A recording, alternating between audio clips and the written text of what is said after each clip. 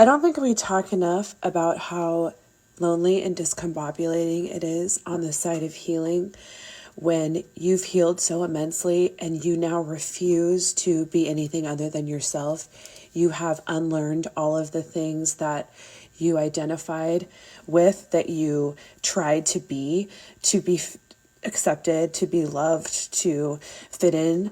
And all of a sudden, once you have your healing, you just refuse to do that anymore. And you're just going to be unabashedly yourself. And just how painful it is to be around the people that you once felt loved by and you once called your tribe, and you don't feel like you fit in anymore. You don't feel like they understand you, that you're not on the same energy, and that they don't like this new version of yourself that is trying to be authentic. I just went out last night with a friend group that I used to always go out with, and that I've been through a lot of big transitions with. And honestly, at one point I would call my soul tribe, and I'll never ever take for granted what they were in my life. I'll never take for granted that they came into my life at a time when I was breaking free of systems and I was learning how to start being authentic. I was in the very beginning stages of being authentic, and the universe gifted me with these friendships and with these people, and they were a safe place to land. They were a safe place to move into this next level of transition of being unabashedly myself. But as I've continued to evolve and grow,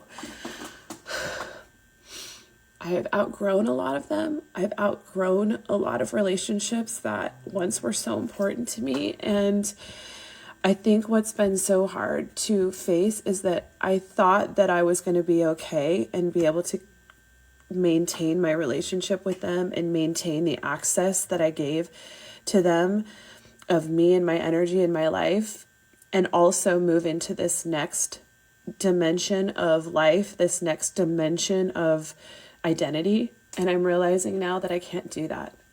I went out last night with some of these friends, and it felt like the Twilight Zone. It felt like the Twilight Zone. It was like I was trying to be myself, which is something that I'm working on doing. I'm working on not people pleasing. I'm working on not wearing a mask or being a chameleon around certain people, but like trying to just be myself in all situations. And people that don't like that aren't my people, and letting those things fall away, letting those relationships fall away where they expect me to be somebody that I'm not. But it is so painful when you realize that sometimes that's what the people we love the most, they're actually the ones that can't handle our authentic self. They don't like who we are now. They don't like who we are with all of the masks taken off and being authentically open and honest. They like the version of us that was quiet and small and wore a mask to placate them. And so last night I found myself straddling between these two identities. One identity of trying to be true to myself and be true to the healing that I've had and the growth, and speak my mind and not try to change how I communicate or how I connect with people, and just totally be me. And there was a lot of resistance and pushback. In fact, I felt attacked in some instances, and it really hurt my feelings, because I think in the moment I realized that this is what happens when you are yourself. This is what happens when you're authentic. You're not only going to lose people, but you're going to get pushback from the people that liked you the way that you were, when you were quiet and easy and amenable, and you stroked their ego and you made their life easier by not triggering them. Like you didn't mirror back to them their own inauthenticity. And they're not going to like it. They're not going to like that you're mirroring back to them that they're not being authentic. And not only that, you're going to lose people. I can't tell you how alone I felt last night, and I still feel alone, because this transition time, this in between from when you heal and when you're waiting for these new people to come in, this new soul tribe to come in that's going to meet you where you're at now, that's going to like you for who you are, because you realize the people that were in your life before didn't really know who you were, because you were putting up so many masks to be loved that you didn't even know who you were. And so now that you do know who you are and you're being that, those old people that you love so much may not love you.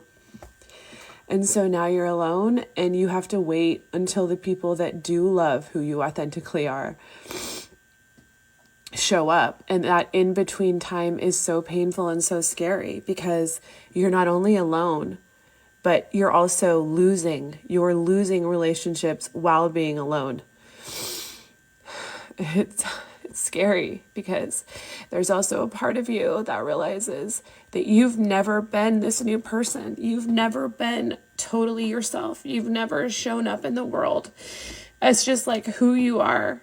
And so you wonder, like, am I going to be loved? Like, am I lovable for who this new person is? Because what I've been reflected back to me in the last few months is that the people that I once loved, that I could count on to love me, actually like don't like this new version. And that sucks, because I'm not going back. I have no choice but to be myself. I have no choice but to be authentic and be me. My healing will not allow me to go back to people pleasing and wearing a mask. And so it remains to be seen if I meet my people. It remains to be seen if I meet my soul tribe. Maybe I won't. Maybe I'll be alone forever. I don't know. But it's a really lonely, scary time, and you really have to dig deep. Like, this is when all of your healing actually comes into play, because now you have to dig deep and be okay by yourself. You have to be okay with just you. And you have to be all right in this in-between where you don't have anybody yet, and you don't have anybody mirroring back to you that you're lovable. And so you have to believe it. You have to believe you're lovable, and you have to give yourself that love as you're getting to know this new version of you.